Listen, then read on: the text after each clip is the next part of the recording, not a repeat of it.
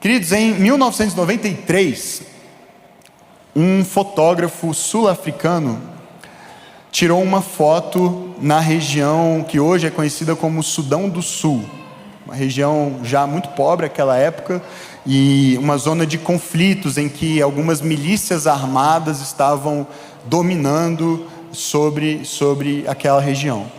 E esse fotógrafo, com um outro amigo, recebeu uma autorização especial, extraordinária, para visitar aquela área de conflito, conduzido inclusive pelos guerrilheiros, e ele pôde registrar um pouco da situação de miséria, de calamidade, de fome que aquela região específica que ele visitou vivia. Os registros dizem que só numa determinada cidade daquela região morriam 13 adultos por dia de inanição. 13 adultos por dia numa pequena vila, num vilarejo, numa região, por fome, fora as crianças. Esse jornalista tirou uma foto que eu quero mostrar para vocês. Essa foto ficou conhecida como A Menina e o Abutre. A Menina e o Abutre. Anos depois, o pai da criança se identificou, disse que era um menino, não uma menina, mas a foto já era mundialmente conhecida assim. No ano de 1994, essa foto foi publicada no jornal New York Times, e esse fotógrafo recebeu o prêmio Pulitzer de fotografia.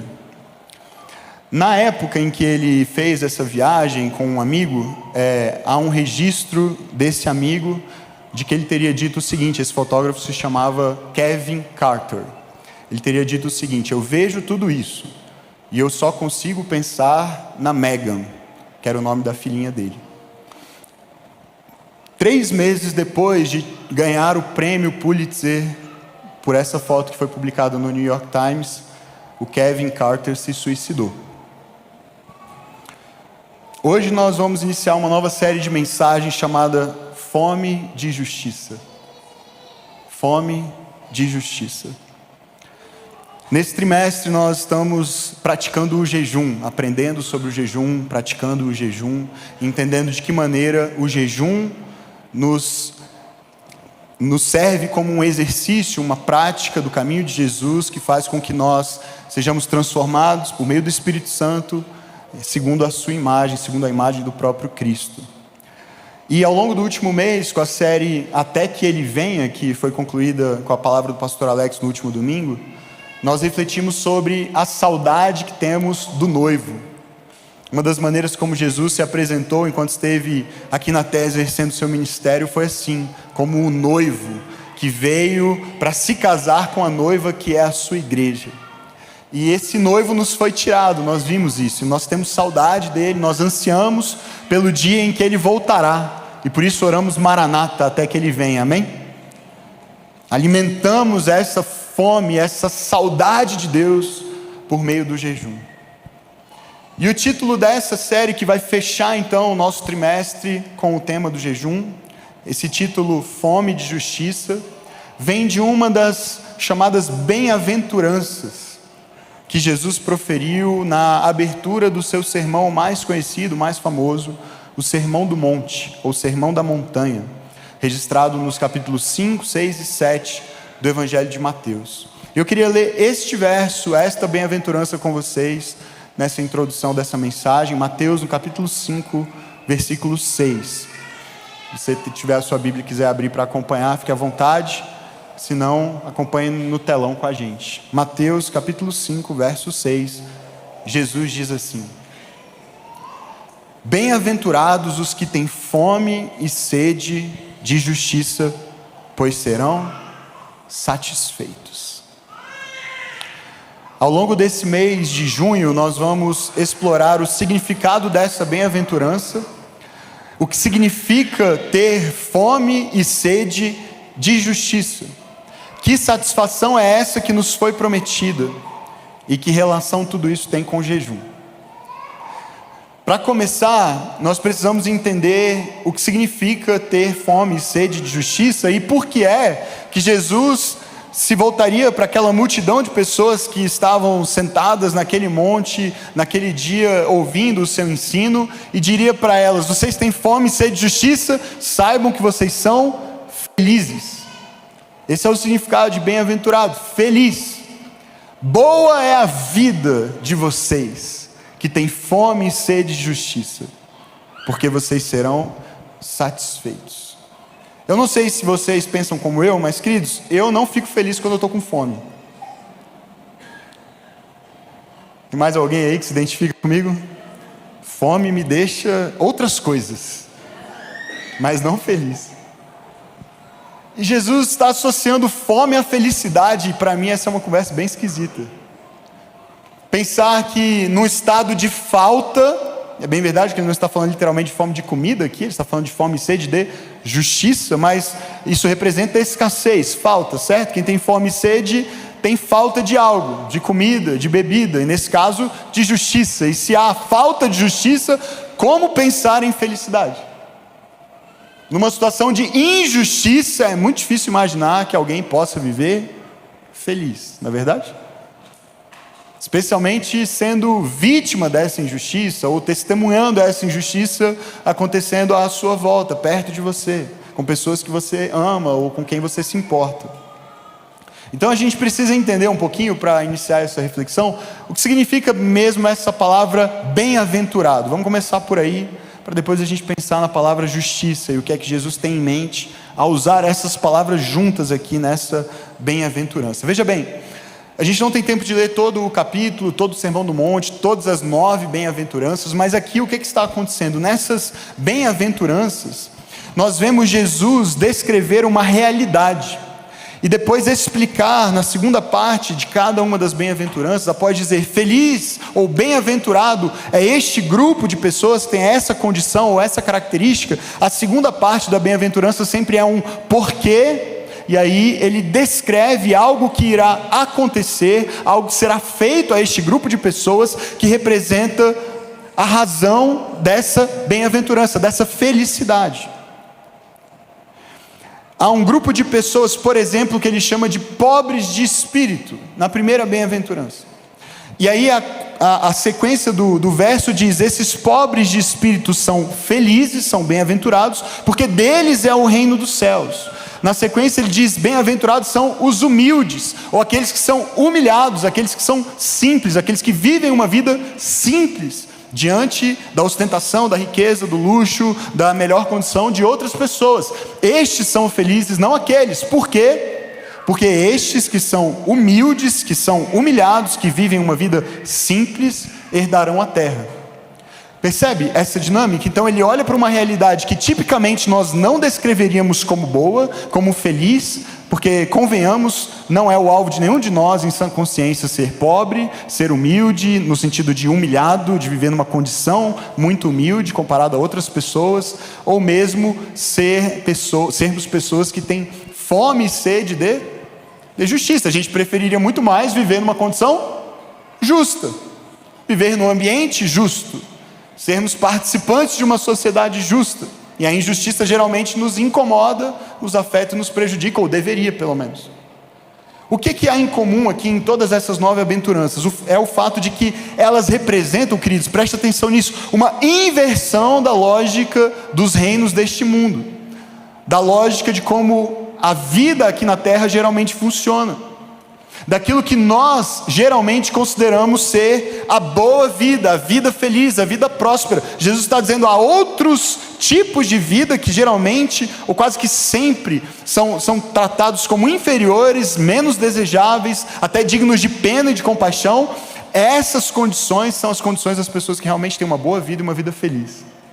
E isso é surpreendente.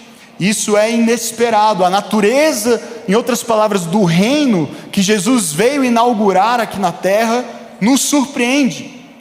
Ela inverte a lógica dos reinos deste mundo, porque comunica a lógica de um reino que é do céu, onde as coisas funcionam a partir de outros critérios, de outros parâmetros. Então veja, Jesus olha para aquela multidão, e quem eram as pessoas que geralmente estavam ouvindo Jesus ensinar? Quem era essa multidão, ou quem compunha essa multidão de seguidores que ia com Jesus por onde ele andava? Geralmente eram pessoas pobres, geralmente eram pessoas humildes, simples, geralmente eram pessoas doentes que iam atrás dele para serem curadas. E por serem doentes, muitas vezes eram pessoas marginalizadas, que não podiam adorar, que não podiam viver em comunidade, que eram tratadas como impuras, a exemplo dos leprosos, ou daquela mulher com fluxo contínuo de sangue. Essas pessoas eram escanteadas, marginalizadas, tratadas como menores, inferiores, indignas, e geralmente são essas as pessoas que majoritariamente compõem a audiência de Jesus quando ele está ensinando.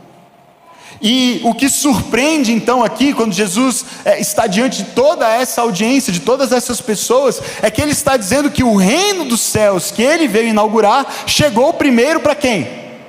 Para elas.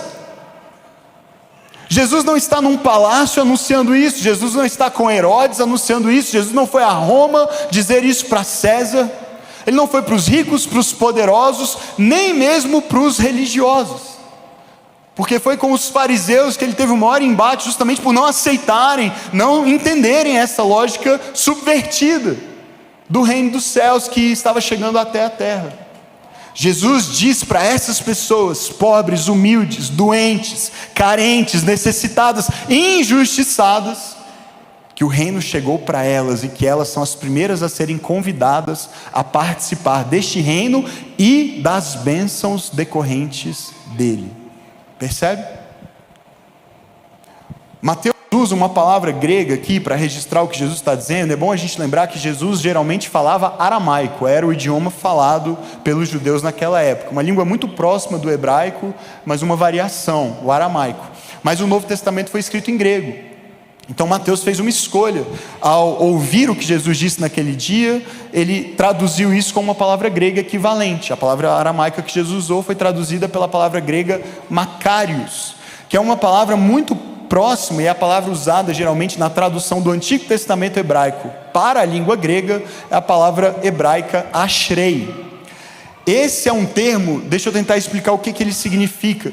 Esse é um termo que uma pessoa usaria naquela época para descrever a vida de uma outra pessoa ao observá-la e dizer: puxa, aquela pessoa vive bem, aquela pessoa vive uma vida próspera, aquela pessoa vive uma vida feliz. Pense aí numa pessoa que você admira, pense talvez numa família que você admira, cuja vida você, assim, vamos combinar, né? Secretamente talvez até inveje um pouquinho, né? Você olha para a vida da família, a vida da pessoa, e é claro, a gente vive na cultura instagramável, então todo mundo parece viver uma vida maravilhosa, né? E perfeita, porque ninguém posta o dia do perrengue, né? A gente só posta as coisas boas, as viagens, as comidas gostosas, o jardim bonito, né? A gente escolhe o ângulo certo e às vezes o filtro certo para a imagem ficar ainda melhor. Então, a sua avaliação e a minha provavelmente são contaminadas, mas todos nós temos pessoas, famílias que nós admiramos, cuja vida nós até talvez invejamos um pouco. E aí você olha para a vida daquela pessoa, para a família, para os filhos, para as viagens, para a casa, para o emprego, para o trabalho, para o concurso, você diz: puxa, que vida boa fulano vive, que vida boa aquela família tem, como é feliz aquela pessoa, como é feliz aquela família. Se você falasse grego, você provavelmente diria: que macários essa vida, que macários essa pessoa. Ou ashrei, se você falasse hebraico, você diria: ashrei é essa pessoa, ashrei é essa família. Uma vida boa.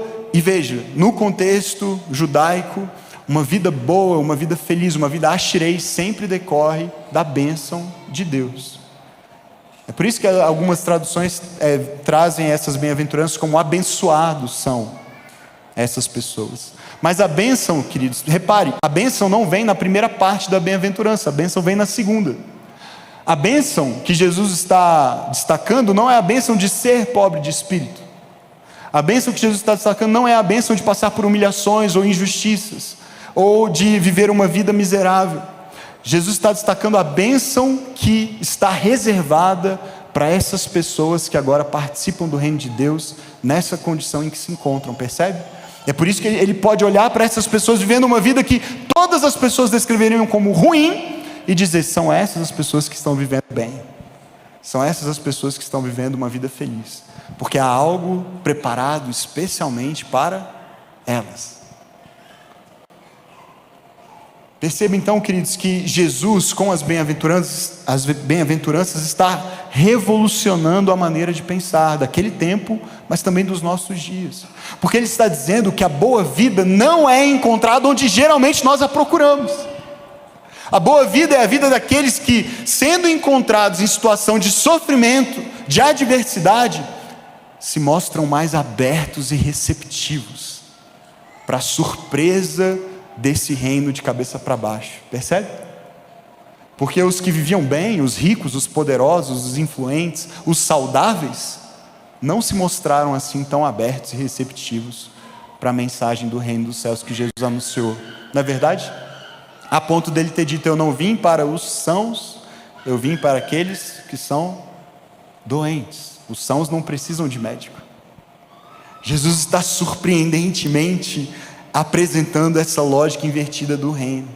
Um tipo de consolo, uma oferta que traz um tipo de consolo, um tipo de contentamento, um tipo de satisfação, essa boa vida que os padrões normais deste mundo jamais poderiam nos proporcionar.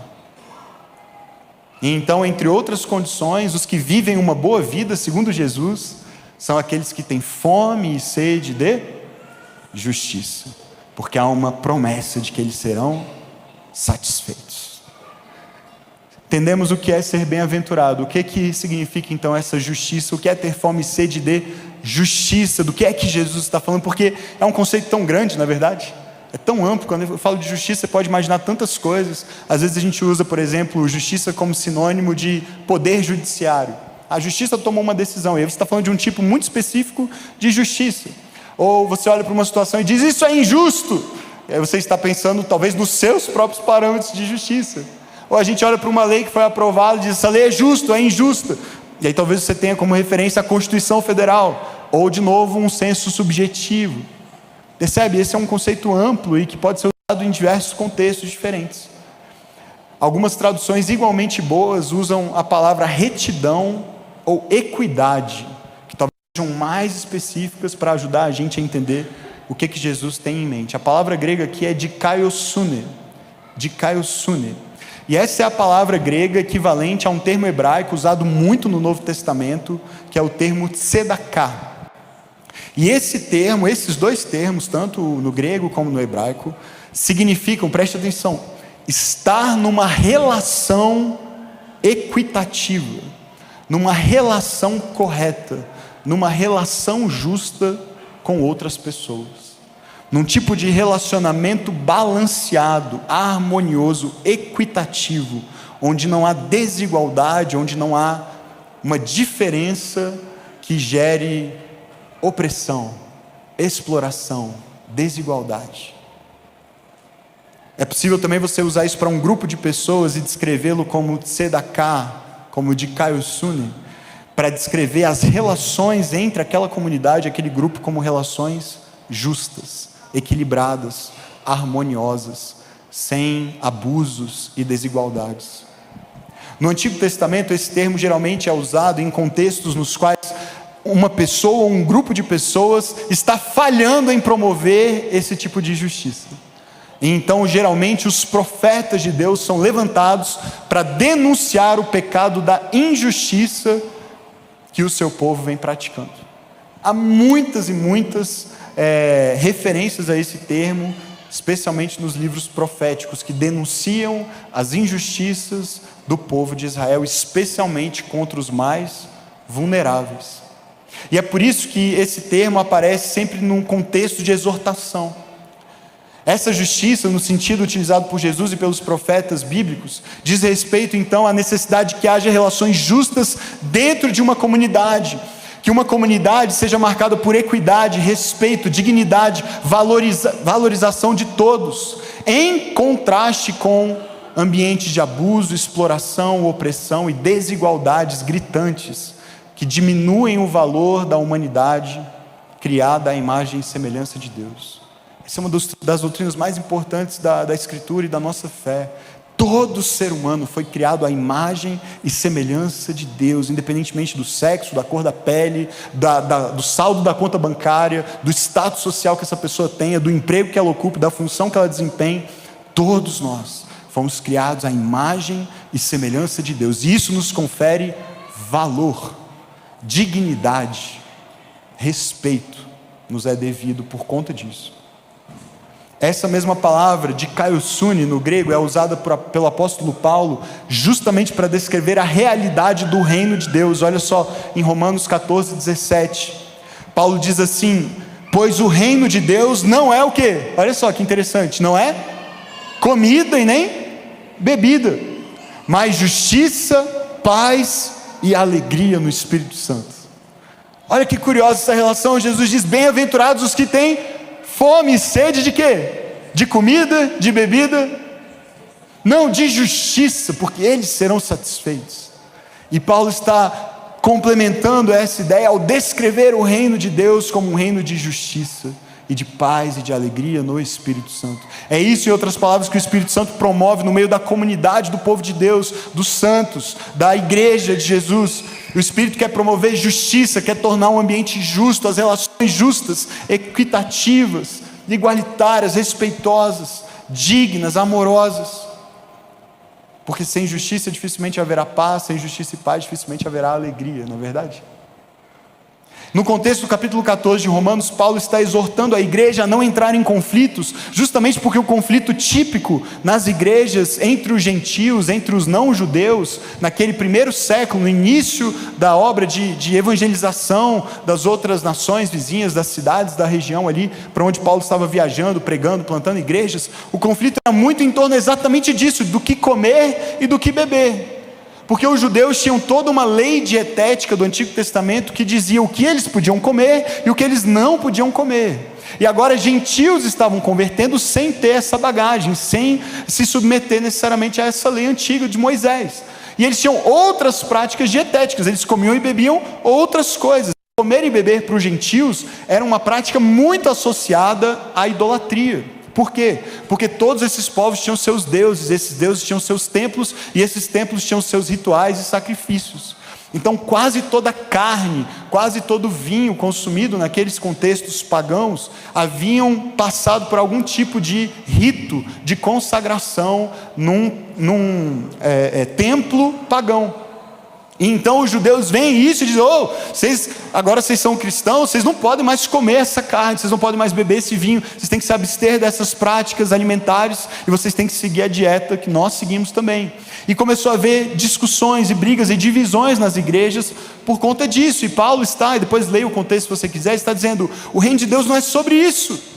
E ninguém deve brigar com seu irmão, se dividir no meio da igreja por conta de questões de comida e de bebida. Se isso é um problema para o seu irmão, se isso escandaliza o seu irmão, deixe de comer por amor ao seu irmão. Se o seu irmão come, deixe ele comer na liberdade que ele tem em Cristo, mas não façam da comida e da bebida razão para divisão entre vocês. É disso que Paulo está falando.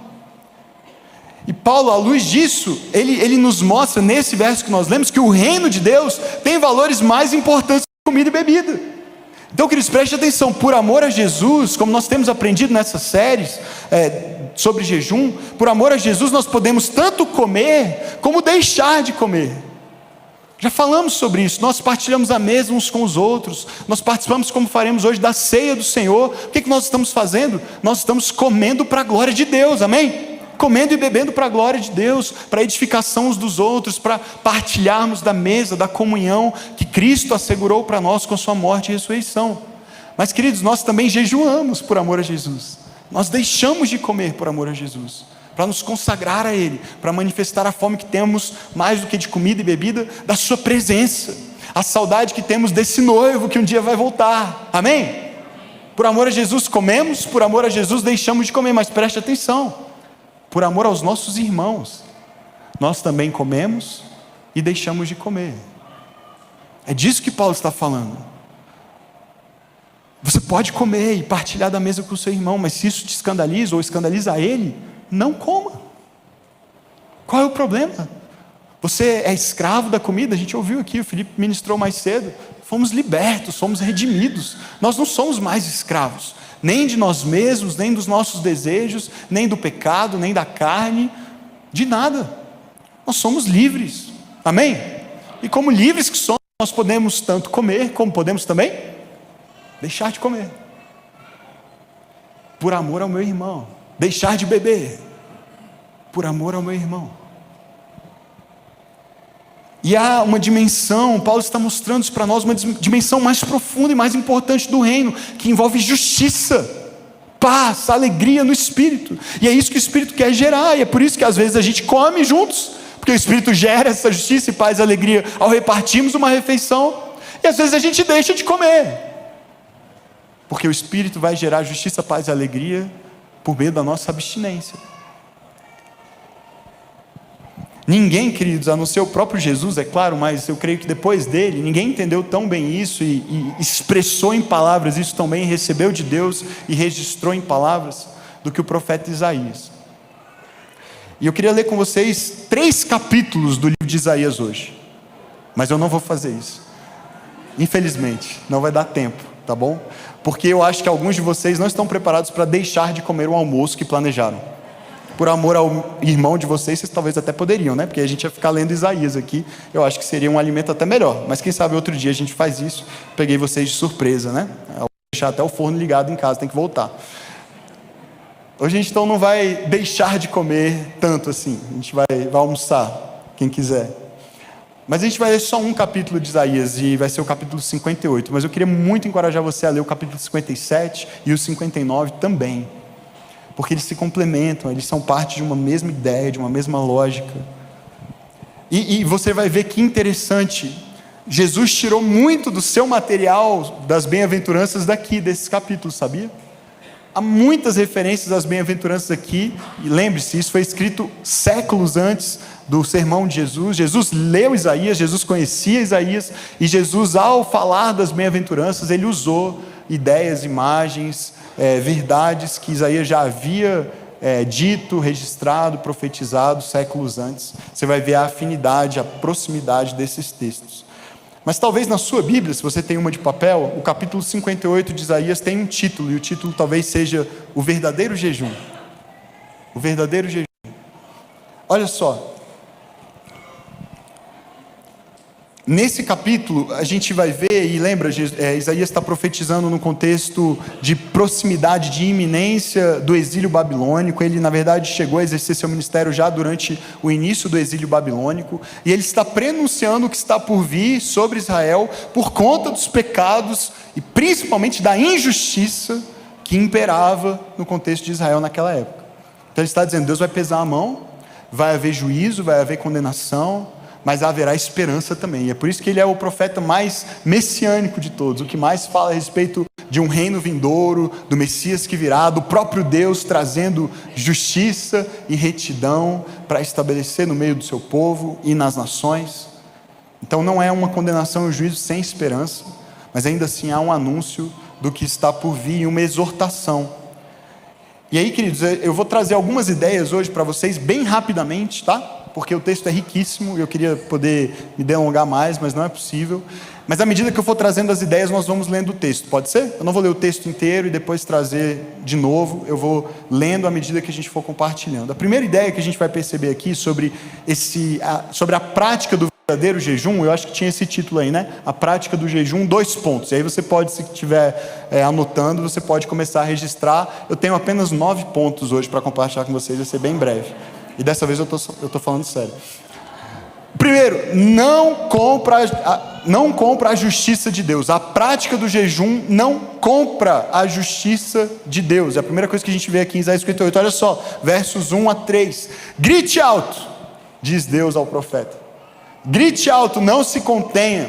Levante sua voz como trombeta. Há uma denúncia a ser feita. Anuncie ao meu povo a rebelião dele, aos descendentes de Jacó os seus pecados, porque dia a dia, preste atenção, olha o que está acontecendo, dia a dia me procuram, parecem desejosos de conhecer os meus caminhos. Ué, coisa maravilhosa, estão procurando a Deus, querendo conhecê-lo, como se fossem uma nação que faz o que é direito, e que não abandonou os mandamentos do seu Deus. Pedem-me decisões justas, e parecem desejosos de que Deus se aproxime deles.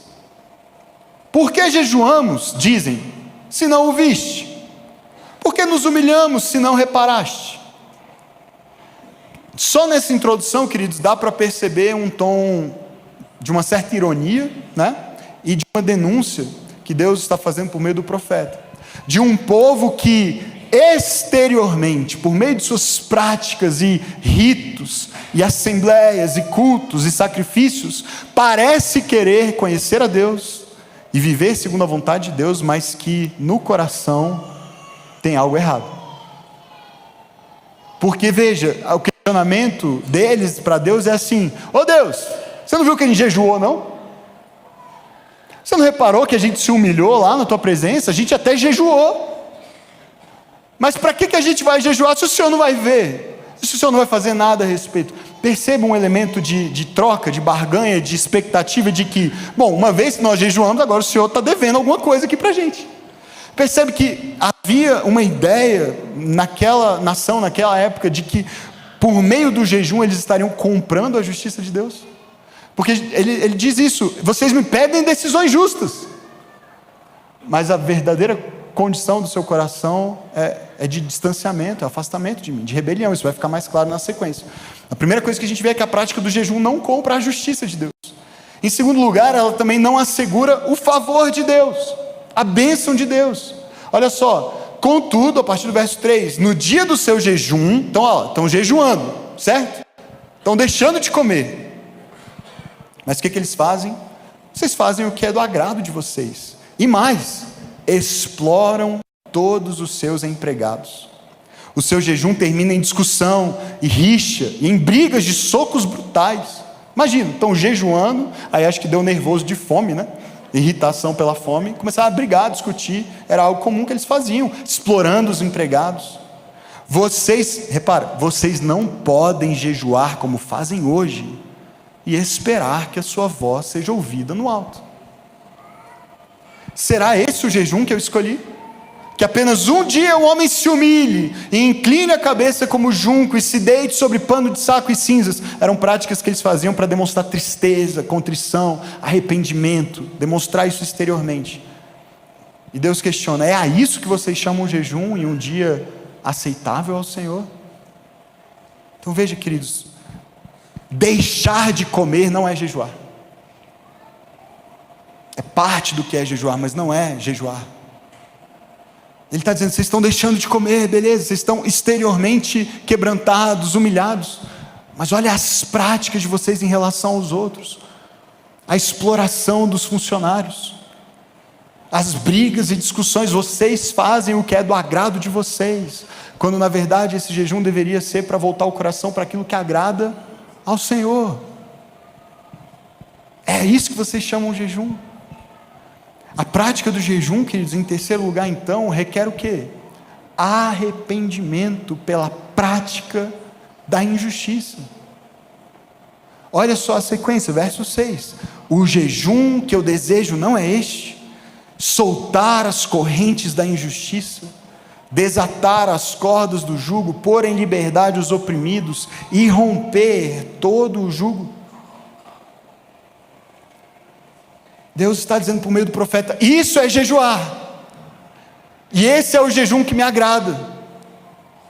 Não é só deixar de comer, mas é fazer alguma coisa a respeito da injustiça que está no seu meio, e para a qual você talvez esteja fazendo vista grossa, ou até intencionalmente, mesmo que inconscientemente, promovendo.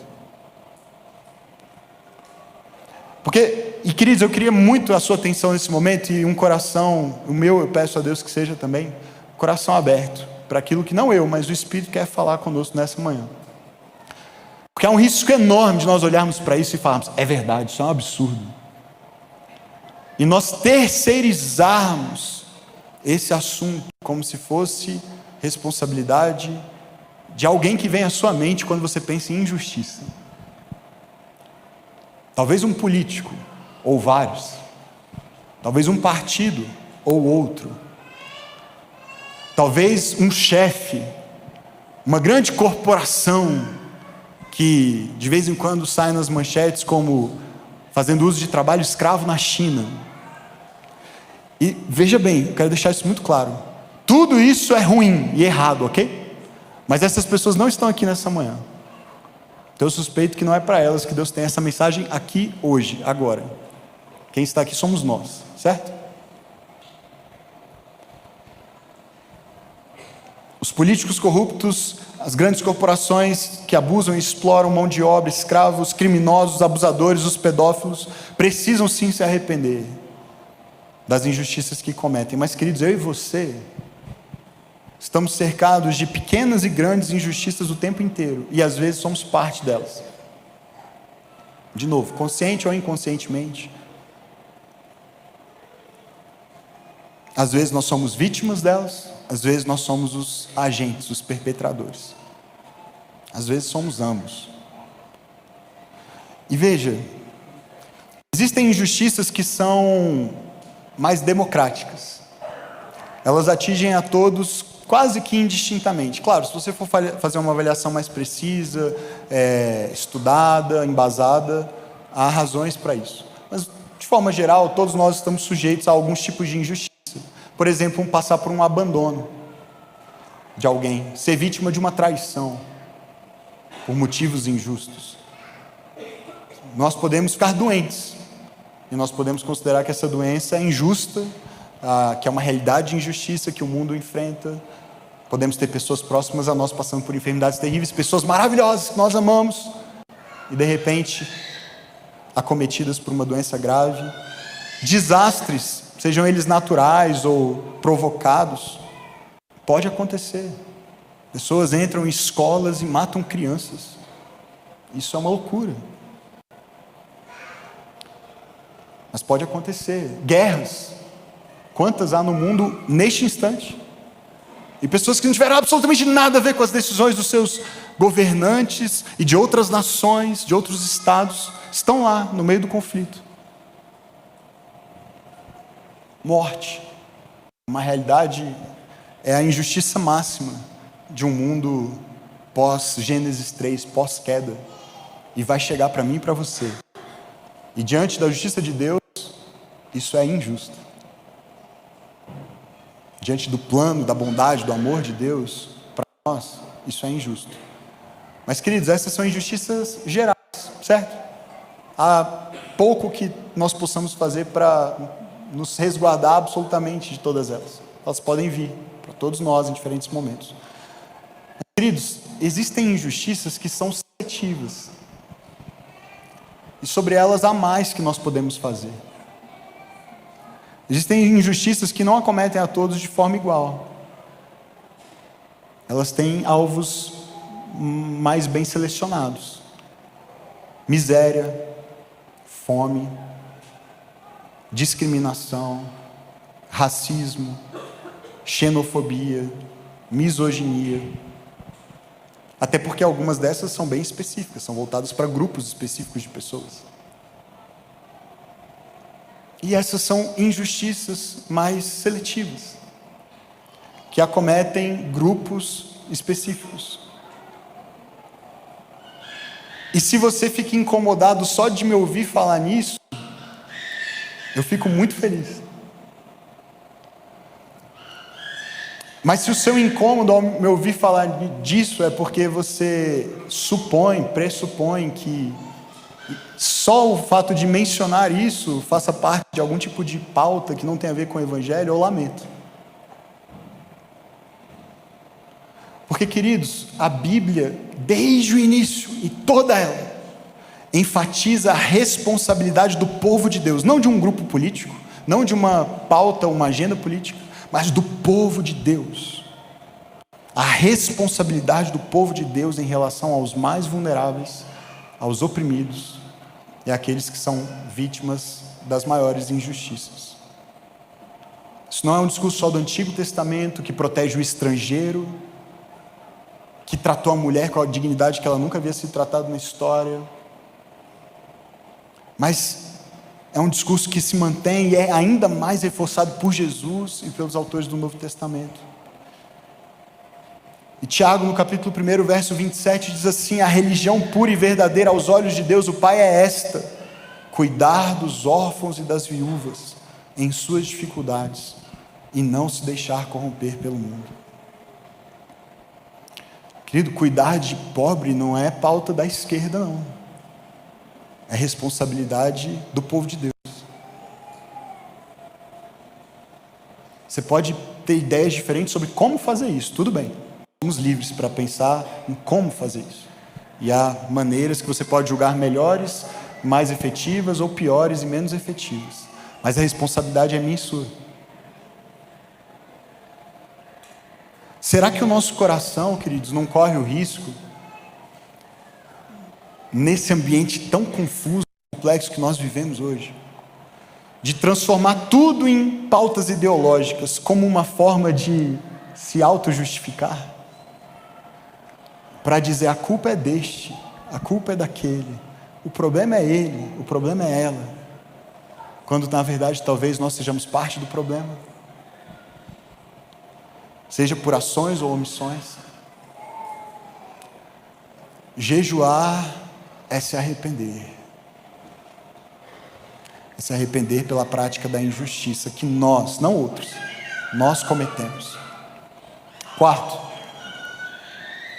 requer a busca ativa pela justiça. A sequência diz assim: não é prática do jejum, o verdadeiro jejum, o jejum que Deus deseja, não é partilhar sua comida com o faminto, abrigar o pobre desamparado, vestir o nu que você encontrou e não recusar ajuda ao próximo. Perceba, queridos, nós geralmente classificamos as disciplinas espirituais em práticas de abstinência ou de engajamento. E classicamente o jejum é uma prática de abstinência. Por quê? Porque no jejum você se abstém de comer, certo? Mas o que Isaías está mostrando para a gente é que na verdade o jejum é tanto uma prática de abstinência como de engajamento. Porque um jejum que se limita apenas a um deixar de fazer algumas coisas é um jejum incompleto. Porque jejuar de verdade e viver essa contrição, essa fome de Deus e essa fome consequentemente de justiça, requer um engajamento ativo na prática da justiça. Veja a ênfase dos verbos aqui, são todos verbos de ação. Jejuar é partilhar sua comida, é abrigar o pobre, é vestir o nu, é não recusar ajuda a quem precisa. É agir, é fazer, não é só ficar recolhido, deixar de comer e sair daquele momento em que eu deixei de comer me sentindo mais piedoso, mais próximo de Deus, mas continuar cego para as injustiças à minha volta. Continuar tratando mal funcionários, pagando salários miseráveis só porque é o piso que a lei estabelece. Estou fazendo a minha parte.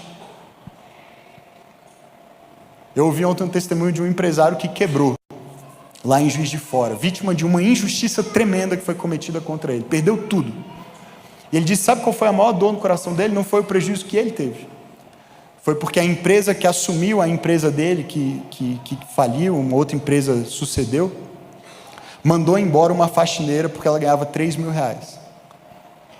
E a justificativa foi, é um absurdo você pagar 3 mil reais para uma faxineira. E ele disse, eu só pago 3, porque eu ainda não podia pagar 13.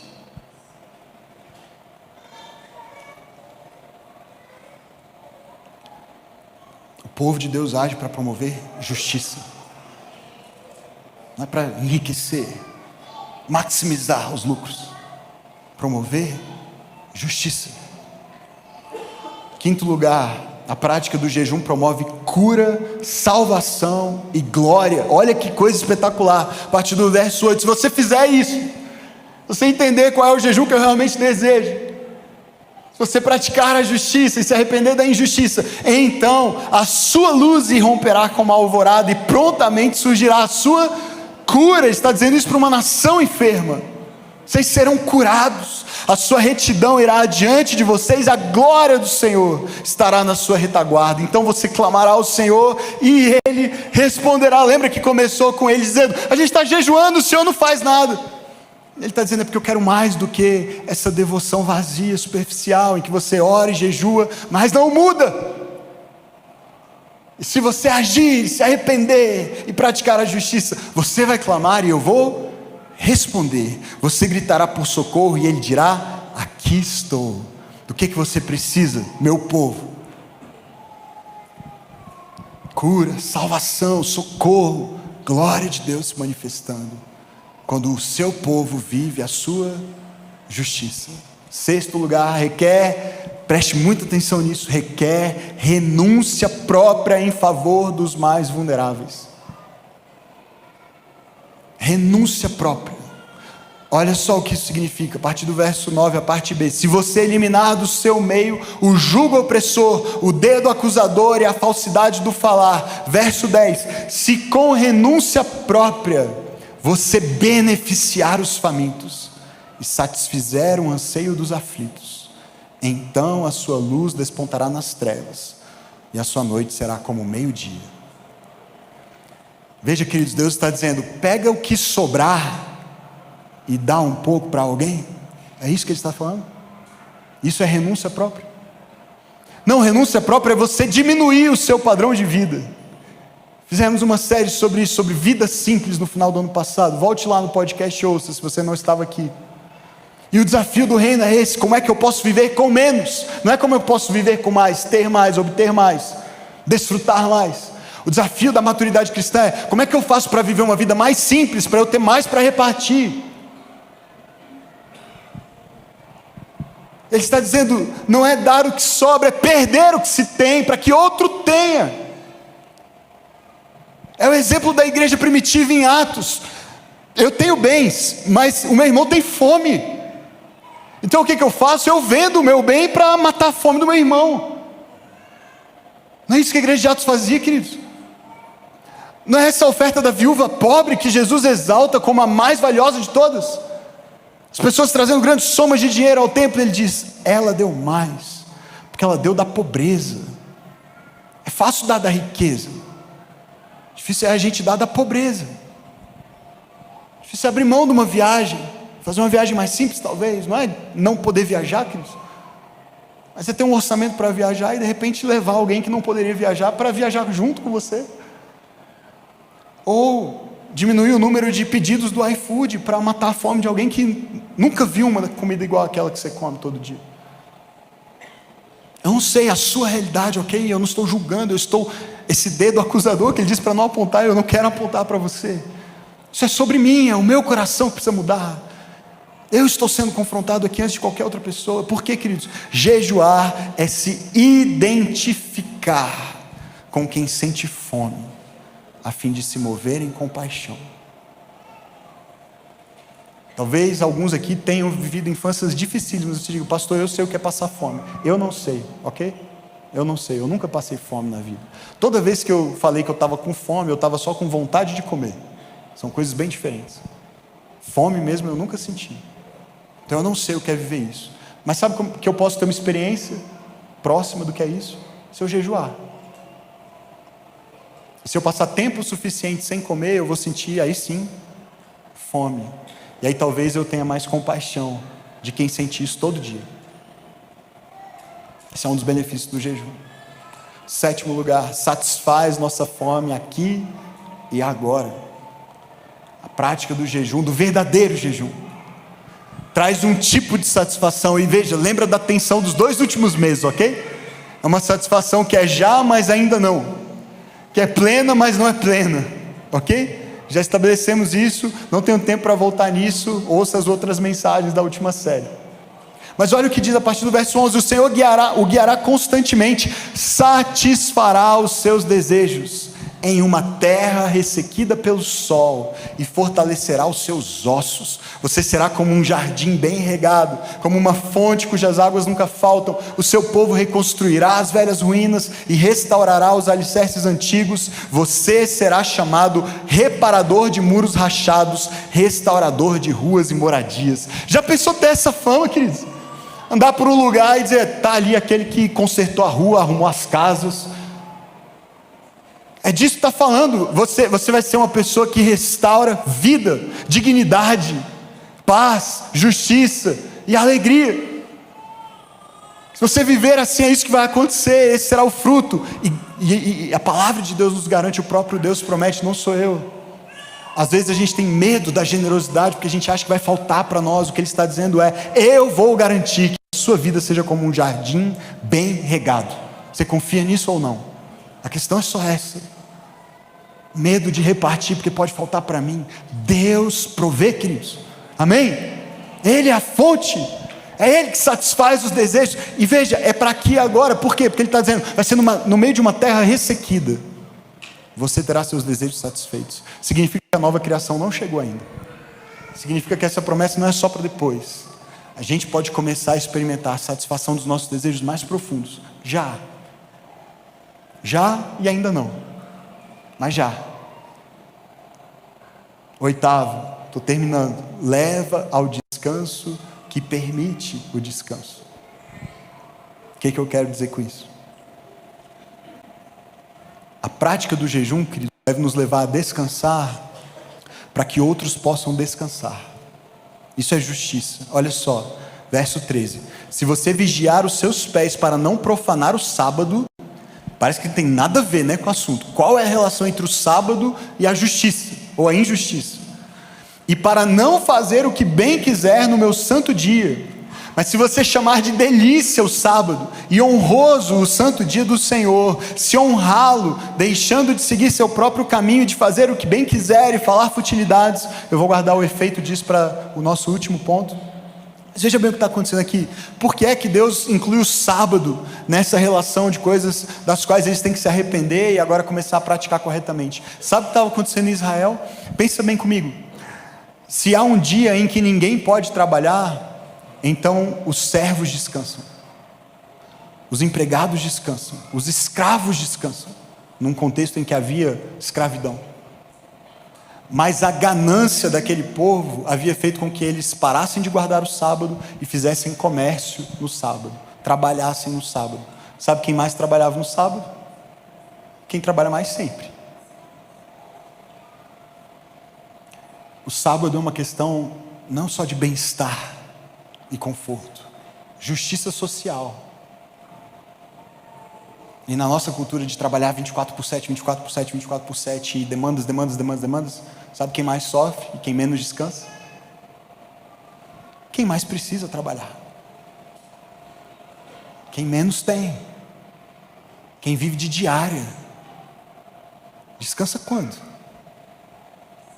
Se uma diária é a diferença entre ter ou não comida para os seus filhos, você vai negar um trabalho no domingo? No sábado? Você percebe, queridos, que ou a gente faz alguma coisa, se temos condições, se temos posições que permitem com que a gente faça algo a respeito disso, ou a gente faz alguma coisa, ou a gente é parte do problema. E é isso que estava acontecendo lá. Vocês estão profanando o sábado, parece um preciosismo. Deus, qual o problema dele?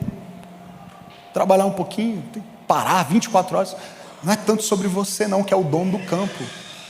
É mais sobre quem ara o campo para você.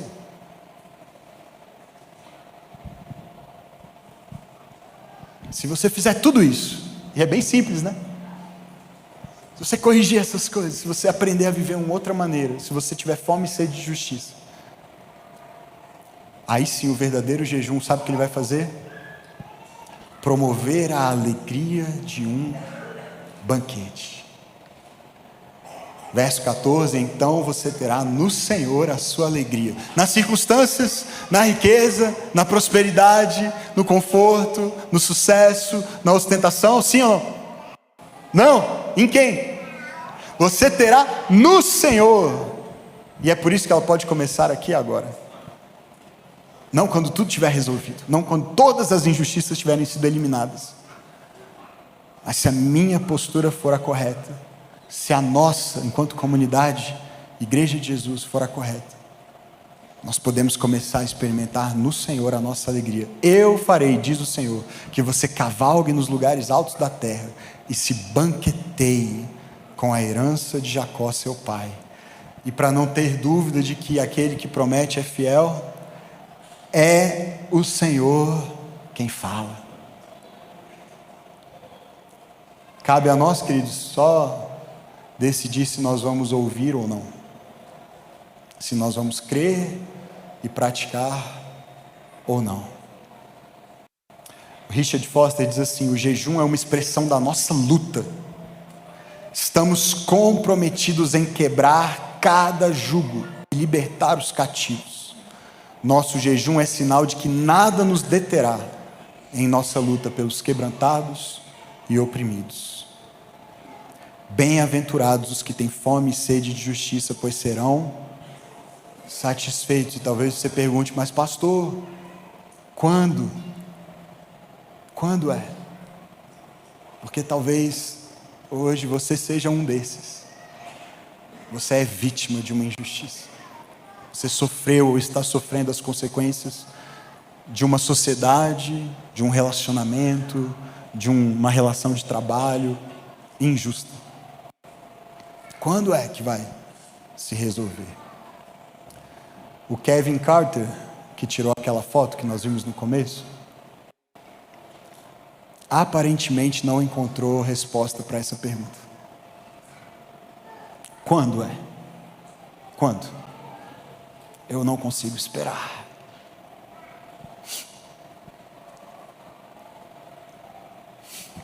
A gente está na tensão, queridos. A gente está vivendo o já e o ainda não. Jesus já veio e Ele vai voltar, e nem tudo até lá, até aquele dia será resolvido.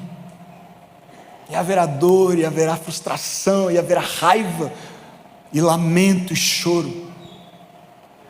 Mas pode haver trabalho também. Nós não podemos fazer tudo, mas nós podemos fazer alguma coisa por alguém. E enquanto lutamos todos os dias para aliviar o sofrimento dos mais vulneráveis, precisamos continuar nos indignando diante da maldade e da opressão, nos arrependendo do mal que nós mesmos causamos, denunciando o mal que outros causam.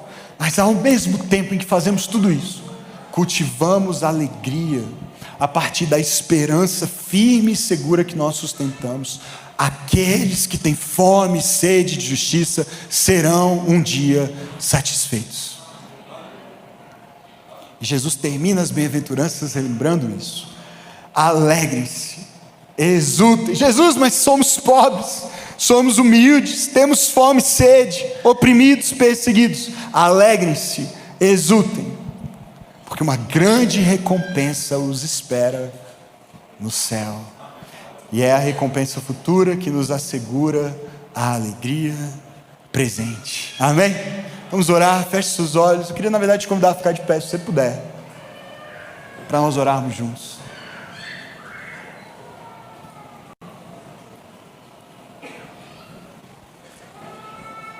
Feche seus olhos, por favor.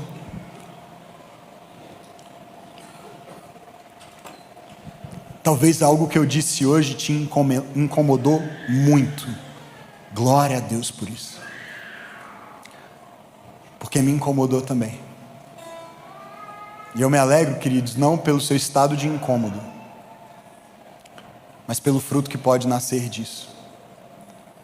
De vez em quando o Espírito Santo precisa nos incomodar, nos constranger, nos humilhar, para que a gente admita que o problema não está no outro, o problema também está em nós. E há trabalho a ser feito. Há trabalho a ser feito, igreja. Nossa cidade se parece mais com a Babilônia do que com a Nova Jerusalém. Há trabalho a ser feito. Enquanto houver injustiça, há trabalho a ser feito. Mas é preciso haver esperança, porque senão a gente vai entrar no desespero. Ore, peça ao Espírito Santo agora, feche seus olhos, não se distraia, não fique pensando na pessoa que deveria ter estado aqui para ouvir essa mensagem foi para você, foi para mim. Pergunte para o Espírito Santo: Senhor, qual é a minha parte nisso? Qual é a minha omissão? De quais omissões ou ações eu preciso me arrepender? De que maneira eu tenho contribuído para a injustiça que há no mundo? Como é que eu posso ser parte da solução disso? Tem alguma coisa que eu posso repartir com alguém? Tem o salário de algum funcionário que eu preciso aumentar? Existe algo no meu padrão de vida hoje que eu preciso rever para simplificar, para que haja mais margem para dividir, para repartir?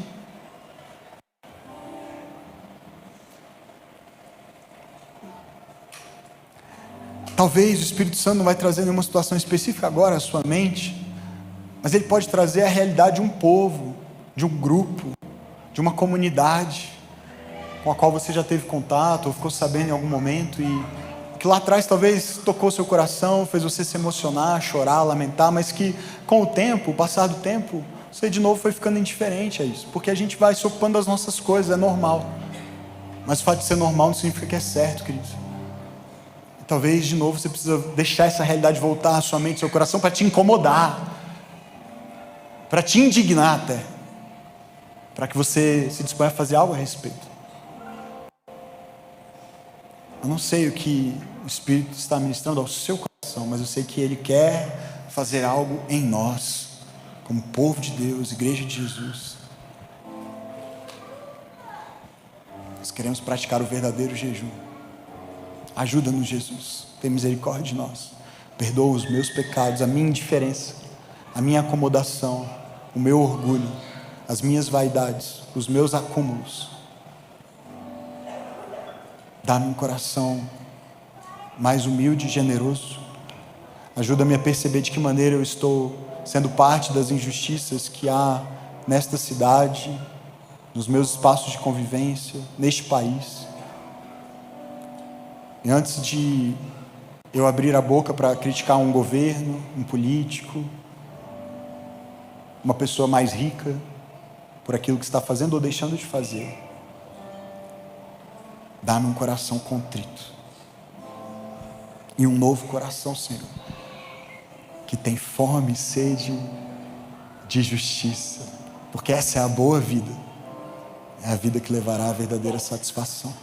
Ensina-nos como igreja a assumir a nossa responsabilidade, para que o Teu reino venha, e a Tua vontade seja feita na terra como no céu. Amém.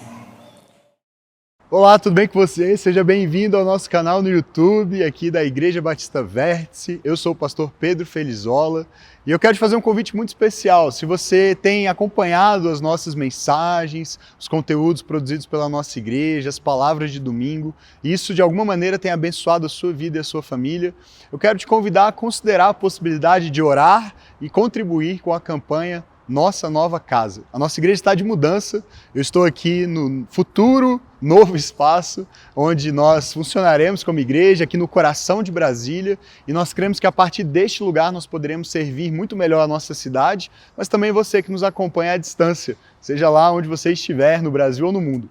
Então, primeiro, muito obrigado por nos acompanhar. Se você puder considerar a possibilidade de contribuir com essa campanha, com esse grande desafio que nós temos, não só da locação, mas da reforma desse espaço, eu quero te convidar para acessar o QR Code que vai aparecer aí na sua tela agora, ou diretamente o nosso site, igrejavertice.com/contribuir. Lá você pode adquirir uma cota para ser alguém que contribui regularmente com essa campanha, que vai durar 2 anos, ou você pode fazer uma oferta avulsa. De toda maneira, essa ajuda será muito bem-vinda e eu oro para que o Senhor te abençoe, para que as nossas palavras, mensagens continuem fazendo diferença na sua vida e também na sua comunidade local. Muito obrigado, que o Senhor te abençoe.